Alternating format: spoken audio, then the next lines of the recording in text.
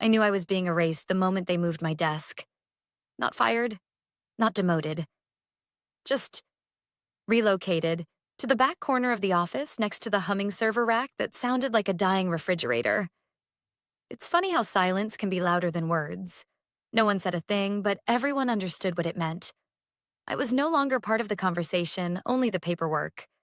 And that was fine by me. For a while, I had joined Ecliptech Systems when it was barely more than a handful of engineers and a shared dream built out of caffeine and unpaid hours. Back then, I was the one who made sure things actually worked. Filed the incorporation docs, cleaned up the early contracts, found the tax loopholes that saved us from collapsing in our first year. When prototypes failed and tempers flared, I was the one who stayed late rewriting the compliance reports so our investors didn't see the cracks. "Mary's the glue," the founder used to say. "She keeps the ship from sinking." Somewhere along the way, glue became invisible. When the new CEO came in, crisp suit, MBA grin, and buzzwords sharp enough to cut glass, everything changed. He didn't shake my hand on his first day, just nodded vaguely, already looking past me. "We'll streamline operations," he said.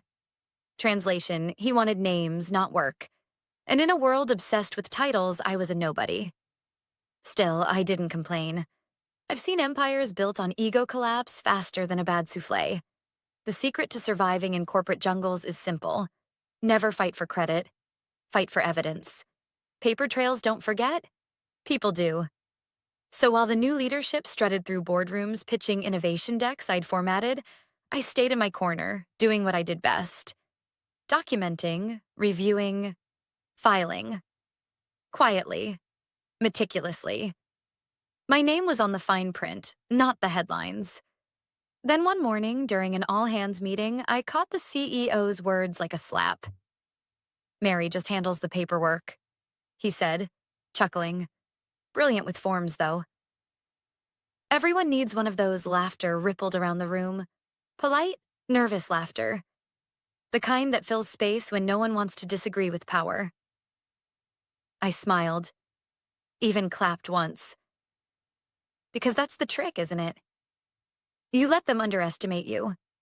It's the only camouflage that never fails.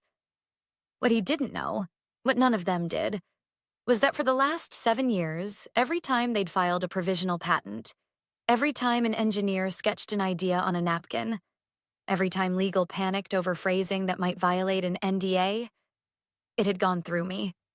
Every single one. Not because I demanded it, because no one else could translate the chaos into something the US Patent Office would actually approve. I wasn't a lawyer, but I was the one who made the messy genius of others make sense to the system. I knew which designs were real and which were smoke. And when you touch that much intellectual property, some of it touches back. That night, I stayed late again. Everyone else had gone home. Their Slack statuses switched to offline, but I was still at my desk reading a draft of our upcoming acquisition deck. The CEO was planning to sell Ecliptech to a conglomerate, one of those faceless giants that eats smaller companies for breakfast. And in his glowing presentation slides, I saw the future laid out in glossy bullet points.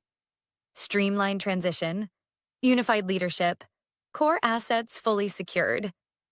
Except one thing wasn't secured, because buried inside the due diligence appendix, in the hundreds of filings, patents, and authorizations they'd need to prove ownership, were 54 documents that carried my signature.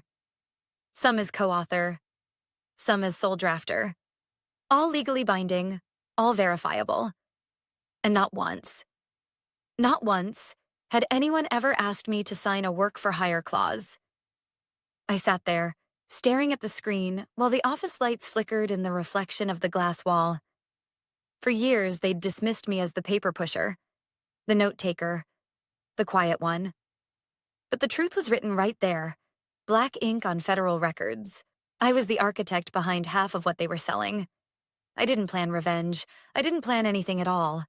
I just printed copies, one set for home, one for the lawyer I quietly kept on retainer, a habit from years of watching startups implode. The next morning, I went to work as usual, smiled at reception, brought donuts, pretended nothing had changed, because for now it hadn't. The acquisition meeting was still 2 weeks away, but time is a funny thing when you know a storm is coming. Every joke about the paperwork girl, every condescending smile, every time they forgot my name on the slide deck, it all started to sound different, louder, almost like an overture before the curtain rises. And as I filed another set of irrelevant compliance documents, I felt something shift. They thought I was invisible, but I knew better. I wasn't the glue anymore. I was the foundation. And they were about to learn what happens when the foundation stops holding the weight. Because in business, just like in life, what you dismiss as paperwork can turn out to be the deed. And honey, mine had 54 signatures. The acquisition countdown had begun. Emails buzzed through the office like caffeine-fed hornets. Due diligence data room access, patent summary request, ownership verification pending. It was all happening fast. Too fast. Everyone was walking taller, dressing sharper, talking louder. The interns started wearing blazers. Even the engineers shaved. You could smell ambition in the recycled air. The CEO was in his element, strutting from meeting to meeting with that permanent tan and TED Talk confidence. This acquisition, he said at the Monday briefing, will redefine Ecliptech's legacy. We're finally being recognized for our innovation.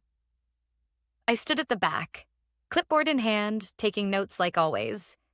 He didn't look at me once. Nobody did. That's the thing about being invisible. You see everything. After the meeting, I went back to my corner and checked the shared drive. The buyers, a conglomerate called Trionis Technologies, had already begun reviewing our intellectual property. Every file I'd ever touched was in that folder. Every draft, every revision, every filing number. And there it was, in plain sight. Inventor, Mary S. Leland, 54 times. I stared at my own name as if it belonged to someone else. Years of quiet, late-night work reduced to a line item. But those lines were starting to glow like fuse wires. Because I knew what Trionis would find. They'd see that the person who just handled paperwork had authored the very filings that determined Ecliptech's valuation. That afternoon, I overheard the CEO in the hallway talking to our CFO. "We'll make this clean," he said, his voice too casual. "The buyers don't need to know who drafted what. It's company property." The CFO hesitated. "But Mary's admin." The CEO cut in, his smile audible. "She doesn't own a thing." I smiled to myself. That word again. Admin. It's what men say when they don't know how to define competence that doesn't look like theirs. I stayed quiet, of course. Quiet is where power grows. Over the next few days, I became a ghost haunting my own legacy.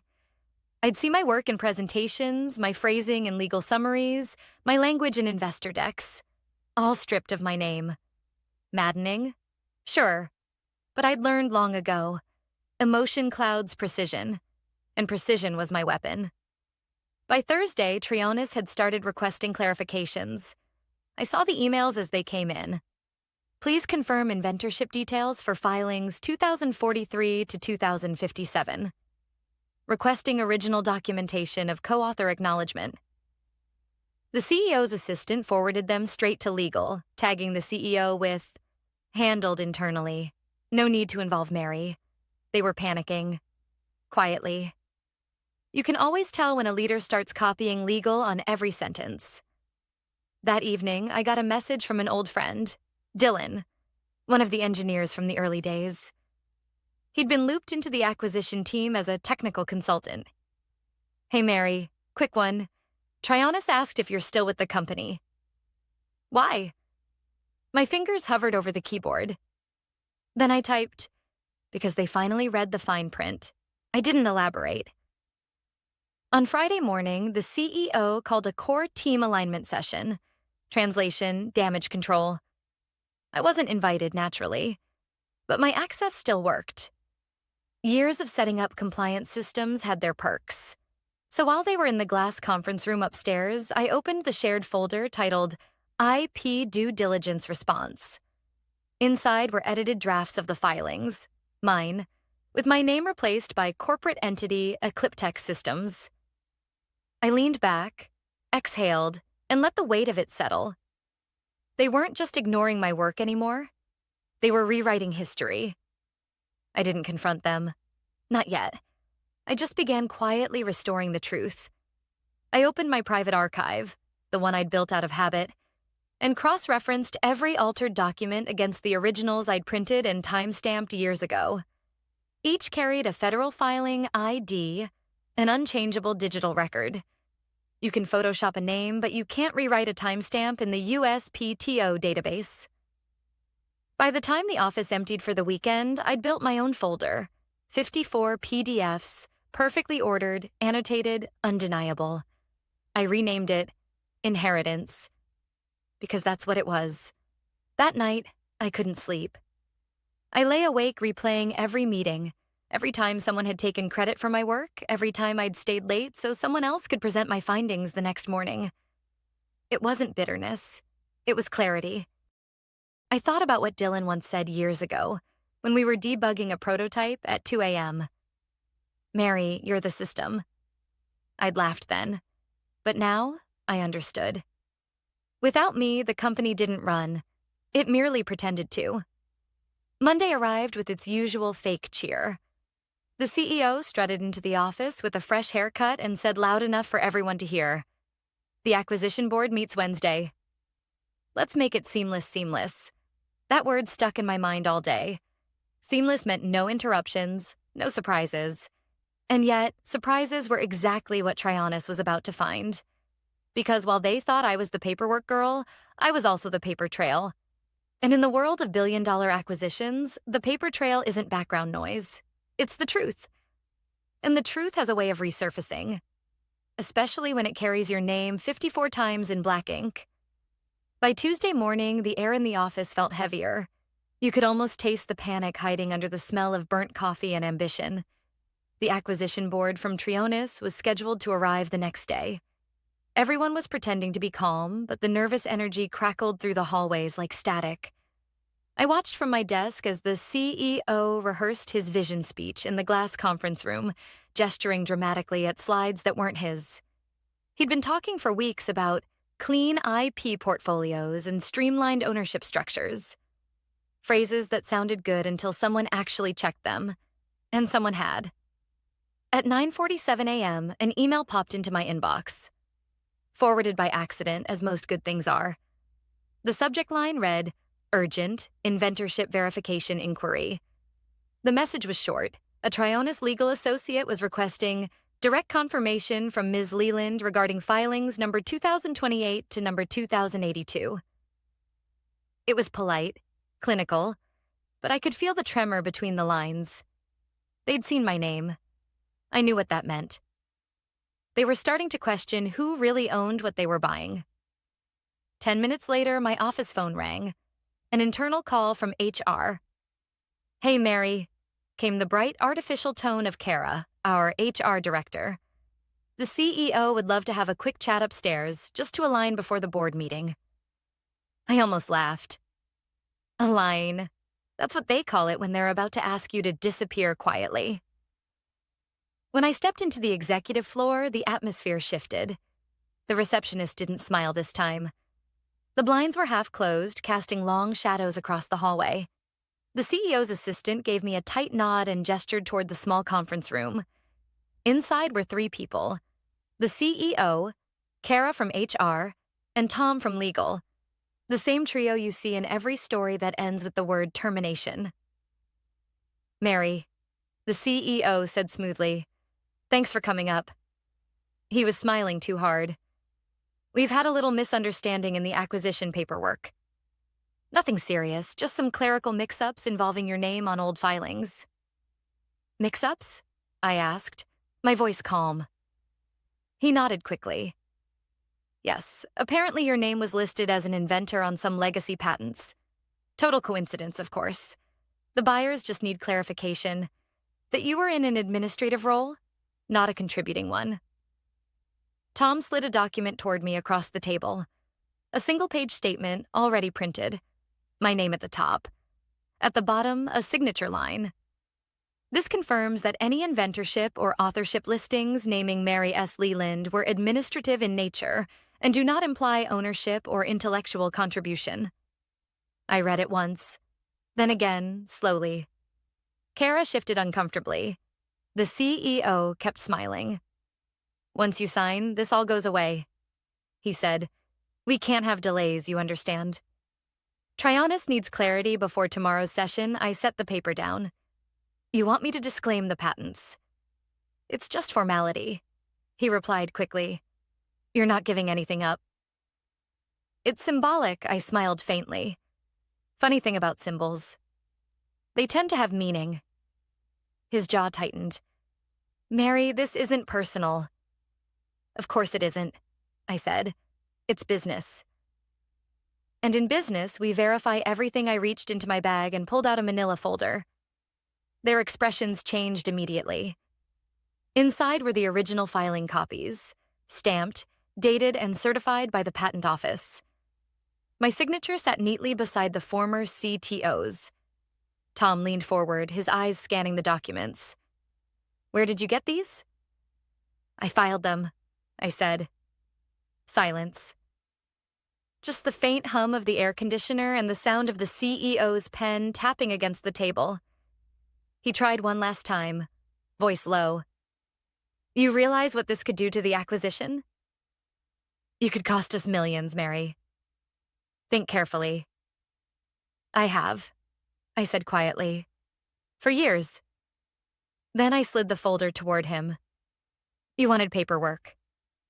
Here it is." The room froze. No shouting, no dramatic outbursts. Just three people realizing they'd underestimated the wrong woman. Tom finally cleared his throat.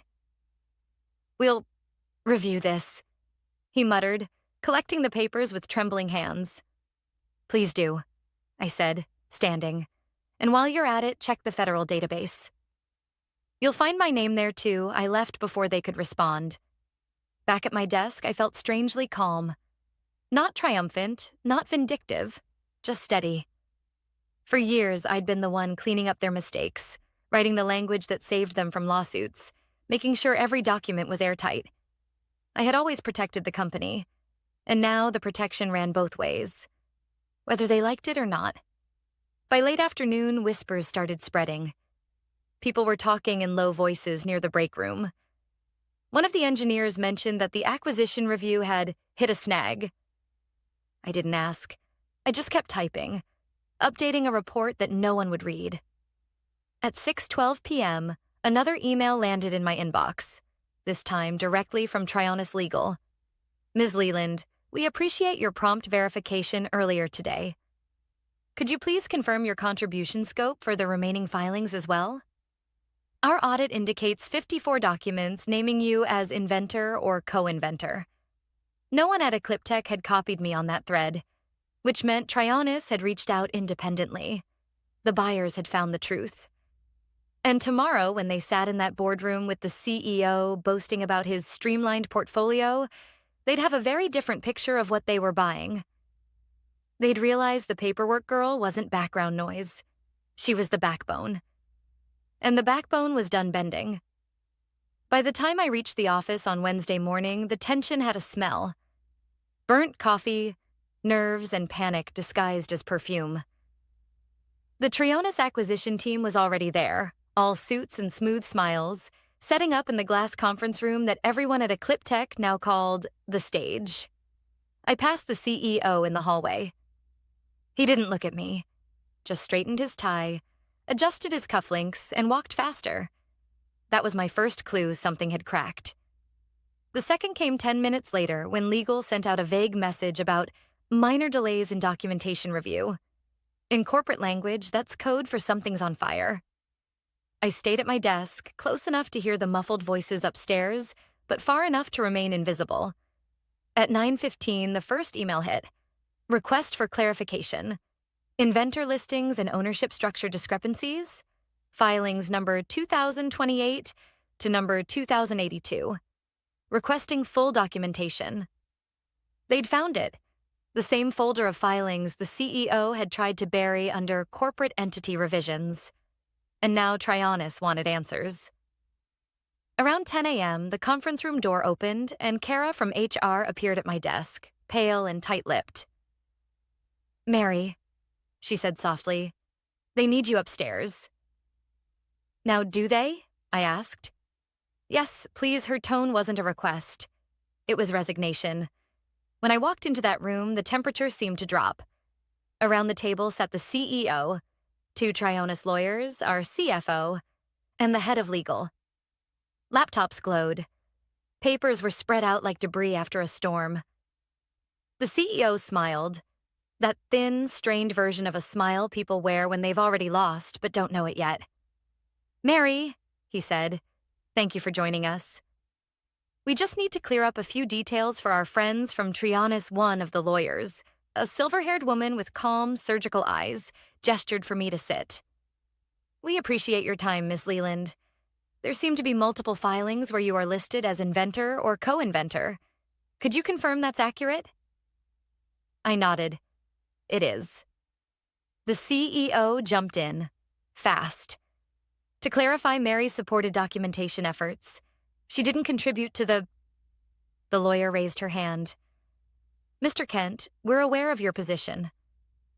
What we need to understand is how your company's IP valuation reached $2.4 billion when a single employee appears to have authored most of the underlying patents." The silence that followed was sharp enough to cut through steel. I could feel everyone's eyes shift toward me, the woman they'd ignored for years, now sitting quietly with the power to tilt the table. The lawyer continued, flipping through the binder. "Filings related to adaptive sensor frameworks, firmware compliance logic, data compression algorithms, all list Ms. Leland. That's unusual for someone classified as administrative staff." The CEO tried again. "She's being modest about her role. She organized the paperwork. It's a legacy formatting issue." The lawyer didn't even blink. "We verified the USPTO records. The signatures are original, timestamps valid, and the inventor acknowledgments filed under oath. That's not formatting. That's authorship." I stayed quiet. I didn't need to defend myself. The documents already had. Finally, the lawyer turned to me. "Ms. Leland, were you compensated through any work-for-hire agreement for these filings?" I shook my head. "No contract." I was a salaried employee at the time, but no separate agreement regarding IP ownership. That was it. The detonator. Trionis' second representative leaned forward, his tone now colder.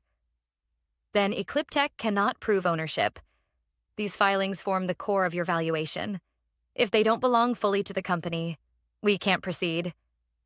The CEO's voice cracked. "This is insane. She's just admin."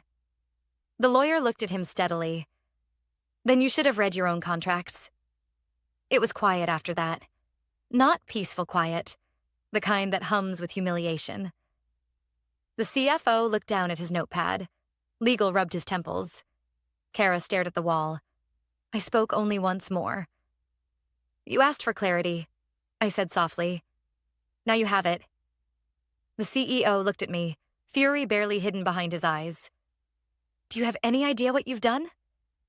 I met his stare. "Protected the truth." The meeting adjourned without ceremony. The Trionis team gathered their binders and left with curt nods. The CEO stayed seated, unmoving. I walked out, feeling every set of eyes on my back, the same ones that had once looked through me. Back at my desk, I sat down, opened my laptop, and typed a short message to legal, happy to provide any additional verification needed for federal filings. Please note that all original documentation remains intact and timestamped in compliance archives. Send. By late afternoon, whispers turned into noise. Someone said the deal had been paused for review. Someone else said Trionis was reconsidering the valuation. I didn't need confirmation. I knew what that meant. At 5:32 p.m., an email arrived from the founder, the man who'd once called me the glue. "Mary, please meet me in the boardroom at 7. Just you and me. No subject line, no pleasantries. Just a quiet request from someone who finally remembered my name." I closed my laptop, leaned back in my chair, and exhaled slowly. For the first time in years, I didn't feel small. Tomorrow, I'd decide whether to rebuild with them or let it all burn. The boardroom was half dark when I arrived that evening. Only one light glowed above the long table, the kind that hums softly like it knows what's coming. The founder sat alone at the far end, sleeves rolled up, eyes tired. He looked older than I remembered, older than he should have in his early 50s. The bravado was gone. "Mary," he said quietly, gesturing for me to sit. "You probably know why you're here." "I have a guess," I replied. He gave a weary nod. "The deal's frozen. Trionis won't move forward until they verify the ownership on those filings. Legal says your name is on 54 of them." He paused, rubbing the bridge of his nose. "You were never supposed to be erased, you know." Things got political. I leaned back in the chair, folding my hands. Political? That's an elegant word for pretending someone doesn't exist. He sighed. "Look, I know you've been treated unfairly. But this deal, it's life or death for the company. 200 people could lose their jobs. If there's any way to fix this..." I let him talk. The same man who once told me I was the glue now sounded like someone begging the glue not to dry. When he finally stopped, I said, "You don't need to fix this. You just need to tell the truth." His eyes flickered. "You could sign a release, Mary. Assign your rights to the company retroactively. We'll compensate you." Generously, there it was. The offer. The kind that comes wrapped in guilt and desperation. "Compensation," I repeated softly. "You mean hush money?" He didn't deny it. For a moment, neither of us spoke. Outside the boardroom, the office was quiet. The kind of quiet that happens when people are afraid to be seen leaving. "I don't want to ruin anyone's career," I said finally. But I won't lie. I built half the systems this company runs on. I wrote the language that got us through audits, the filings that protect our products. You sold innovation that was mine to people who never bothered to ask who made it. And now, suddenly, it matters. He looked down at the table. "You're right." The words surprised me. He said them without defensiveness, without spin, just exhaustion. "I let him sideline you," he said. "The new CEO. He wanted control. I thought it was strategy. It was ego. We should have done better by you." "That's true," I said quietly. "But recognition after erasure isn't justice. It's cleanup." He met my eyes. "Then what do you want, Mary?" That was the question, wasn't it? For years, I'd wanted nothing. No spotlight, no promotion, just respect for doing things right. But now, sitting there with 54 patents tied to my name and a billion-dollar deal on ice, I realized I did want something. Not revenge, not money, something simpler. "I want the record corrected," I said, publicly. "I want the filings to stay under my name. I want the truth in the documents you hand to Trionis and in every investor report that follows. No edits, no substitutions." He hesitated. "That's fair, but they'll want you to stay, to manage the transition." "I'll consider it," I said. "Under one condition, that man never steps foot in my department again." He nodded slowly. "The CEO's already gone. The board asked for his resignation an hour ago." I blinked, not hiding my surprise. "That fast?" "The buyers wanted a sign we're serious about accountability." He was the sign it was quiet again. Then, almost reluctantly, he smiled. The first real one I'd seen from him in years. "You know, they told me Trionis lawyers called you the invisible asset. That's what they wrote in their report." I smiled faintly. "I've been called worse." We signed the agreement before midnight. Nothing fancy, just a legal acknowledgement of contribution, ownership, and reinstatement. My title changed from administrative support to director of intellectual property and compliance. A mouthful, but the right kind of one. The next morning, the internal announcement hit everyone's inboxes at once. I didn't read the comments, but I heard the whispers in the hallway. Some were surprised, some were embarrassed. A few, maybe, were proud. Trayanis resumed due diligence 2 days later. This time, the binder with my name on it stayed closed. Not because it was hidden, but because everything inside it had already been verified. When the deal finally closed, the founder came by my office with a small envelope. Inside was a handwritten note. "Thank you for saving us from ourselves." And beneath it, a check. Not a fortune, but fair. A token of gratitude that felt earned. I didn't cash it right away. I left it on my desk for weeks, beside the framed printout of one of the first patents I ever filed. Sometimes, when the office got too loud, I'd glance at it and remind myself why I stayed. Not for them, not even for vindication. But because every company, every system, needs someone who still believes that truth, written clearly and signed honestly, is the only thing that lasts. Paper doesn't forget. It doesn't flatter or betray. It just waits. And when the time comes, it speaks louder than any boardroom ever could.